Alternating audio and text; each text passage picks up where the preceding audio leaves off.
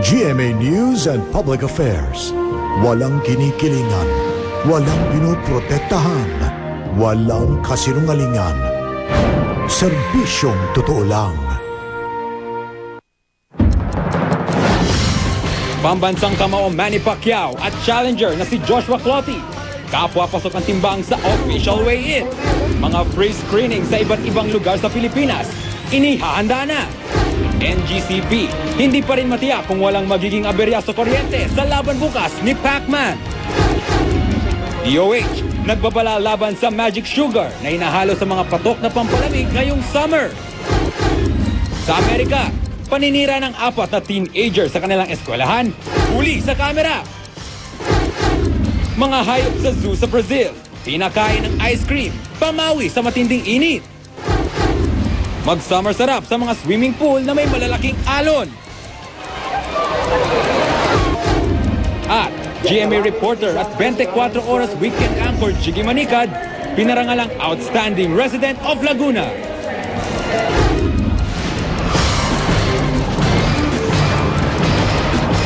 Mula sa GMA Network Center, ito ang 24 Oras.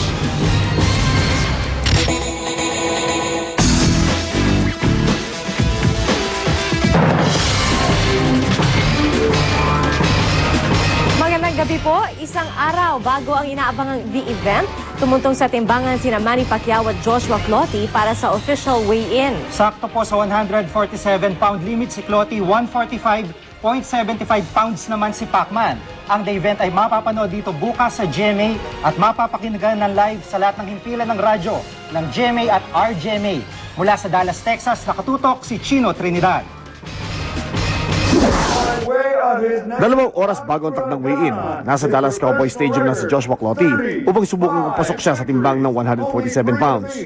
Isang pagsubok sa timbang at mukhang nakahinga na ng maayos ng challenger na pilit nagpipiga ng timbang nitong nakaraang 2 araw.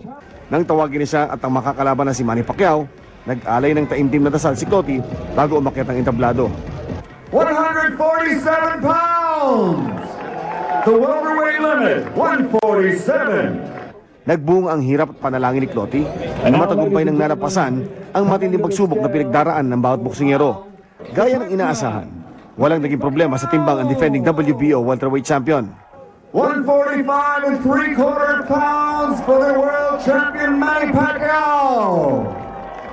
Sa tapatan na mag-uumpugang pato bukas dito sa Dallas, Texas, lumitaw na ang kalamangan sa laki ng challenger na lumalaban na bilang isang welterweight mula pa noong 2004. At nang subukan magseryoso ng dalawa nang sila ay pagtapatin para sa photo opportunity, ay natawa na lang sila. Pagkatapos, agad nagtungo sa kanyang dugout si Clottey. Si Pacquiao naman, pinaunlakan ng mga kababayang tiniis ang lamig ng hangin para makita lamang ang kanilang bayani. I will do my best to make people happy and I don't want them to disappointed on Saturday. Pagpunta sa dugout, sinimula na ni Manny ang kanyang pagkain upang magdagdag na ng timbang para magamit sa pakikipagtapatan niya sa natural na mas malaking si Clottey. Sinurpresa naman siya ng dating karibal at ngayon kaibigan ng si Marco Antonio Barrera na retirado na mula sa boxing.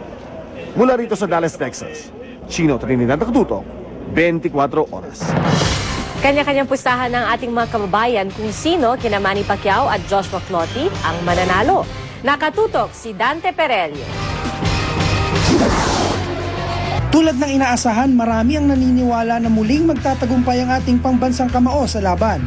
Isa na rito ang grupo ng mga tricycle driver sa UN Avenue sa Maynila na inabutan naming pinagkukwentuhan ang laban ng magaganap habang nagpapalipas ng magdamag. Tinalo na siya ni Cotto eh. Si Cotto, kalaban dati ni Clottey. Tinalo ni Cotto si Clottey. Ibig sabihin, kaya sa talong ni Manny Pacquiao. Bagamat mas matangkad at di hamak na malaki ang pangangatawan ni Clottey, mabagal naman daw itong kumilos. Kaya wala pa rin daw itong panama sa liksi ni Manny. Talagang magaling naman talaga si Pacquiao eh. Kahit sino makakalaban, talagang dun ako. Pero ang mamang ito nakabilang sa grupo ng mga taxi driver sa isang kapihan sa May Calao Street, iba ang paniniwala. Basta pa sa paramdam ko, matatalo si Pacquiao ngayon. Pakiramdam ko lang. Sa katawan, malaki at matigas. malakas din. Duda rin ang barangay tanod na si Mang Luis kung mananaig ang pound for pound king. Bagamat aminado siya na llamado ang pambansang kamao, hindi pa rin daw nakasisigurado si Manny. Yung tsamba. Kasi minsan may oras na wala ka sa kondisyon, nasa kondisyon ka. Hati man ang pananaw ng ating mga kababayan, isa lang ang sigurado. Sa darating na linggo, tsak na muling tututok ang sambayanan sa tinaguriang The Event. Dante Perelio, nakatutok, 24 oras. Puspusan na po ang paghahanda sa Dallas Cowboys Stadium para sa The Event bukas. Excited na rin si Arnel Pineda, nakakanta ng ating pambansang awit. Mula sa Arlington, Texas, nakatutok si Lala Roque. Masaya si Journey lead vocalist Arnel Pineda na siya ang kakanta ng Lupang Hinirang sa laban ni Manny Pacquiao at Joshua Clottey. Inaasahan na raw niya na hindi sasang-ayon ang lahat sa kanyang pagkanta. Hindi mo na kailangan magdagdag ng spice to make it something else talaga. Kasi it's our national anthem, so it should be sang talaga. And it should sound as it is really our national anthem. Nagsample pa. Bayang magiliw, perlas ng silanganan. Abala na sa paghahanda sa Dallas Cowboys Stadium. Kung inyo nakikita, malaki at napakagarbo ng Cowboys Stadium. Kaya naman pahirapan ang pag-ayos ng venue. Ayon sa mga taga rito, kahapon pa sila nag-aayos pero behind schedule at marami pa silang kailangang gawin para tiyaking maayos ang lahat para sa laban bukas. Handa na ang brand new boxing ring. Mas malaki raw ang sukat nito. We're gonna use a special ring. It's gonna be the 24 by 24. This 22 by 22 is for the training only. Nakaayos na ang mga ilaw at mga silya. Nakaset up na rin ang mga kamera. Eksklusibo pang nakuna ng GMA News ang soundcheck ng sikat na boxing announcer na si Michael Buffer. Let's get ready to rumble! Ilan sa mga personalidad na dumating na sa Texas ay ang dating tinalo ni Manny na si Marco Antonio Barrera ng Mexico. Manny Pacquiao is very fast. No easy fight for go to win. Natutuwa rin daw siya sa katangian ni Pacman. May gusto nga raw siyang gawin. Maybe Manny or her team invite me. Let's go to Filipinas. It's good country. I like it to know Filipinas. Mailan pang Mexican boxer na naniniwalang lamang si Manny.